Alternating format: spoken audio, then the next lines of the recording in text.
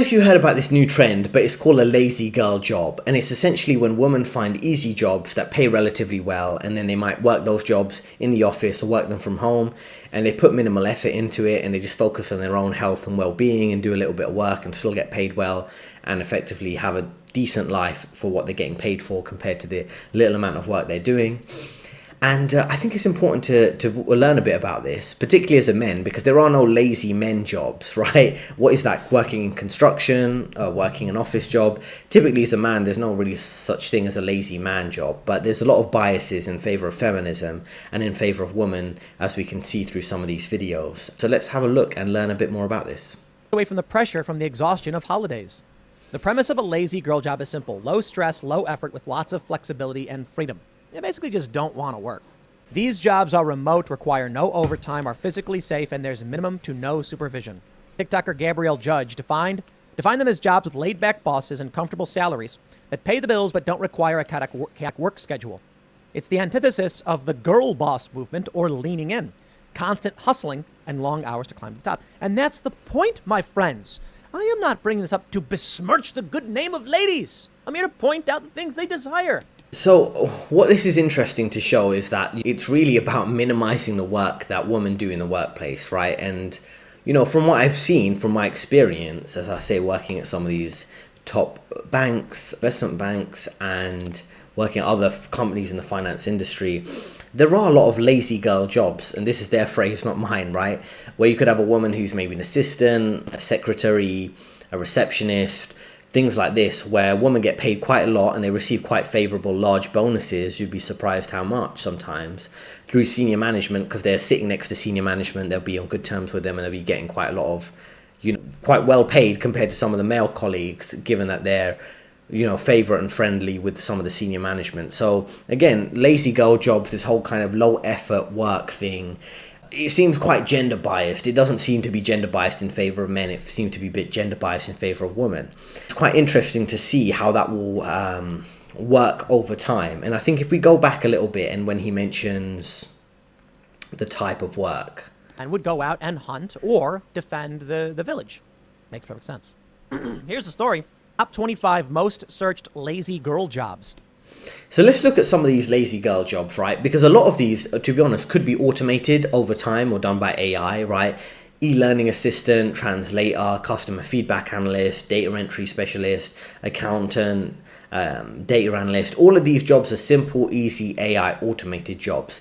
And a lot of these women and lazy girl jobs, however you want to describe them, they're really leveraging the benefits of a collapsing Western civilization, where there's so many bloated companies, big companies, billion-dollar companies. You think they're efficient if you haven't worked at them, but they're so inefficient. They have so many pockets of inefficiency, and people will just pick these jobs, get paid quite a lot, not do much work. But if they're favorites with the management, they're chit-chatting at work, they're a popular co-worker, they'll be getting paid quite a lot for not doing much work for several years. It's quite a common theme you'll notice in any industry, including the finance industry.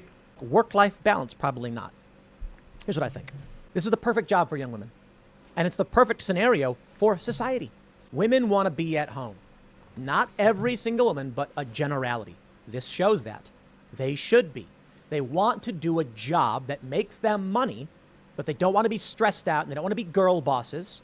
Give them that opportunity. Look, if I've got a job that's like someone's got to check the emails and it's a really boring, tedious job, it's the perfect job for somebody who wants to be at home.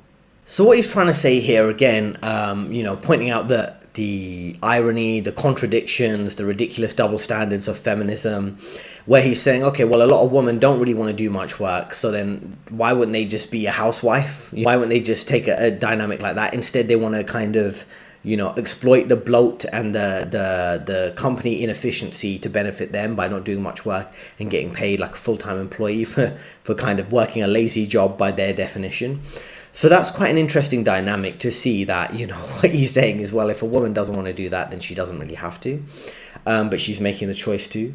So let's listen to a bit of contrast between the concept of a lazy girl job, which are the easy jobs you can see on your screen right now, versus a girl boss. Now, girl boss is something you typically interact with in the corporate environment, in major finance firms or any other corporate America type of job, corporate jobs in general.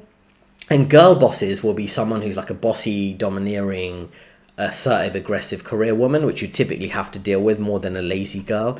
So let's listen to a bit of the interesting contrast between the two types of personalities here.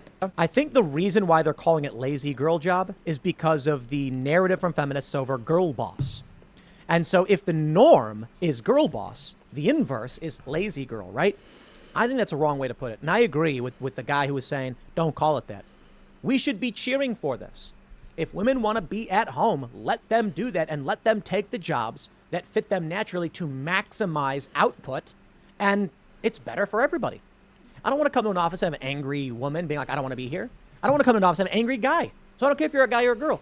If that's a job you want, you should be doing it.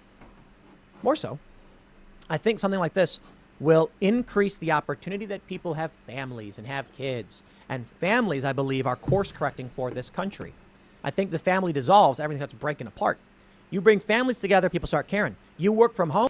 So what we're seeing again is this kind of pushback against the kind of girl boss narrative, woman to be career woman. It doesn't really necessarily work in terms of family formation and building a healthy family structure. And also you see this girl boss narrative, how quickly it fell apart. I remember just maybe 5 years or 5 to 7 years ago, which is kind of a short space of time, you had all these lean in, all these type of feminist books, career woman narratives aggressively being pushed in the workplace. You couldn't even get away from it, even if you tried to just focus on your work as a man. And all of a sudden, women have gone from, oh, they want to be a girl boss, they want to be the leader of a corporation, to, oh, can I take an easy job, please? Oh, it's too hard. Even with all the hiring and promotion benefits women get with all these specific targets to hire and promote women, it's like never enough. It's, oh, well, I want the high-paying job, but I still want to do less work. And this is the type of dynamic you can see here. So let's listen to, well, firstly, this woman who's promoting lazy work. Now, if men promote being lazy, you're not going to go on TED Talks. She's literally on TED Talks, which is like a major establishment company, right, that gives public speeches and public lectures at universities, at major educational institutions, where she talks about being a lazy girl, right, having a lazy job. I want you to imagine, compare this to the male self-improvement space.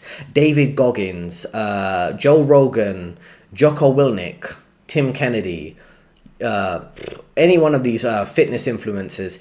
As a man, you can't really do this, right? If you're promoting being lazy, you're going to be perceived as a loser. But when women do it, they're praised. Almost anything a woman does is like praised, even if it's being literally lazy at work and encouraging other women to be lazy, right? If we encourage men to be lazy at work, and I've seen from some of the comments that I blocked, they're like, oh, that's making excuses. But it's like, all I'm trying to do with my channel is help you navigate and find the loopholes to this kind of rigged system. And this is what this woman's doing for other women, but she's kind of praised for doing it, and there's no criticism. She's actually, you know, like I say, let's look at her.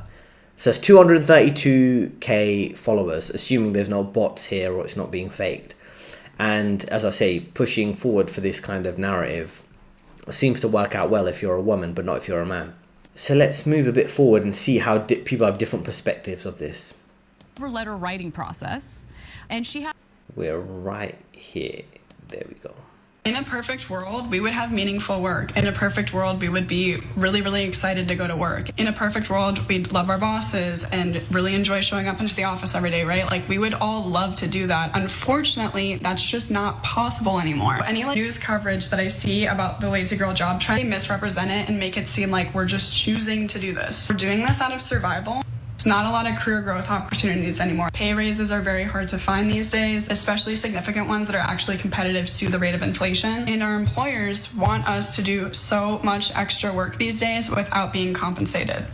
So when that happens, it leaves employees in this tough situation. Do I say no to that extra work? And then there's some type of retaliation that comes out of that, making my job harder to do, my life harder to be excited about? Or do I just say yes, work that extra 2 hours to get it all done, and slowly have my life balance completely taken away from me?